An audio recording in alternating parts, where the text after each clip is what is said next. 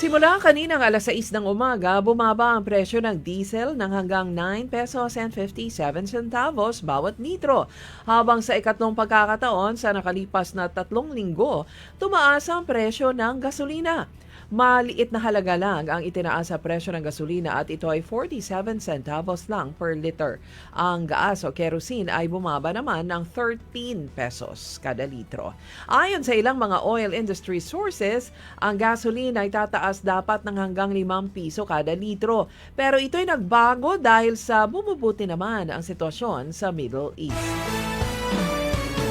Sa ikalawang pagkakataon, muling na-impeach si Vice President Sara Duterte matapos na sang-ayunan ng karamihan sa mga kongresista ang Articles of Impeachment.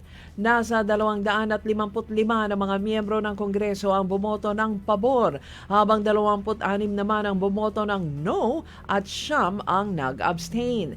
Noong nakaraang taon, na-impeach din si VP Sara pero ito ay dinismiss ng Senado sa pamumuno noon ni dating Senate President Cheese Escudero. Inamin ni dating Senador Antonio Trillanes na siya ang mata at tenga ng International Criminal Court sa bansa. Noong 2017 pa daw niya ito ginagawa. Kahapon, dala ang arrest warrant ng ICC para kay Senator Bato de la Rosa. Tinangka niyang arestuhin si Bato kasama ang mga tauhan ng National Bureau of Investigation. Ayon kay Senator Amy Marcos, alam ni dating Senate President Tito Soto na nasa Senate compound ang NBI dahil umaga pa lang ay nasa opisina na niya ang mga ito.